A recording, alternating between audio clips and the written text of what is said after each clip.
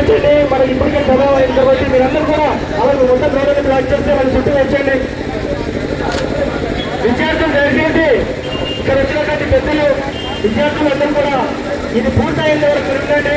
ఇది ఒక్కసారి కాబట్టి మన కోసం, మన భూమి కోసం, మన ప్రాంతం కోసం, మన అక్కుల హక్కుల కోసం కాబట్టి మీరందరూ కూడా దయచేసి సమన్వయం పాటించి జరిగేటువంటి 10-15 నిమిషాల మీరందరూ కూడా పూర్తిగా సహకారం అందించాలని చెప్పి మనం చేసుకుంటున్నాం. దయచేసి అందరూ కూడా లైన్లోకి వచ్చారని చెప్పేసి మనం చేస్తున్నాం.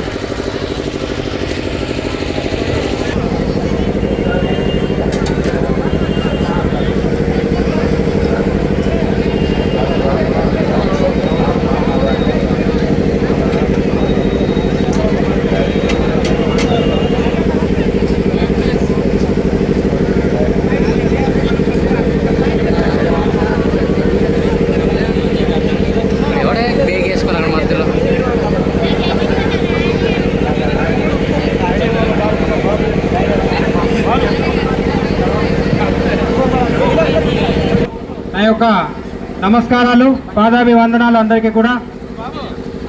1/70 చట్టం పైన గిరిజనేతరులు 1700 మంది పిటిషన్ వేయడం, మళ్ళీ ఒక గిరిజన భూములకి రక్షణ కవచంగా ఉన్న ఈ ఆదివాసీ రక్షణ చట్టాన్ని తుంగలోకి తొక్కే గిరిజనేతరుల ప్రయత్నాన్ని తిప్పుకొట్టాలనే ఉద్దేశంతో సాగుతున్న ఈ సదుద్దేశంతో 1/70 చట్టం పరిరక్షణ వేదికకు విచ్చేసినటువంటి అనేక పార్టీలు, అలాగే అనేక పార్టీల ప్రజా సంఘాలు, విద్యార్థి సంఘాలు, రైతు సంఘాలు ఉన్నారు.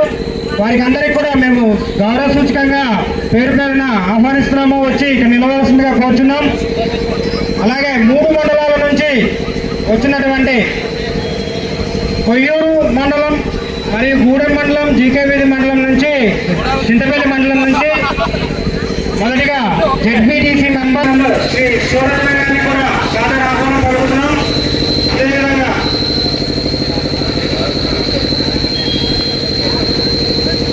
అలాగే 3 మండలాలకు సంబంధించి చింతపల్లి మండలాధ్యక్షుడు పూర్తిచంద్ర గారు వేదిక మీదకి రావాల్సిందిగా సాదర స్వాగతం పలుకుతున్నాం.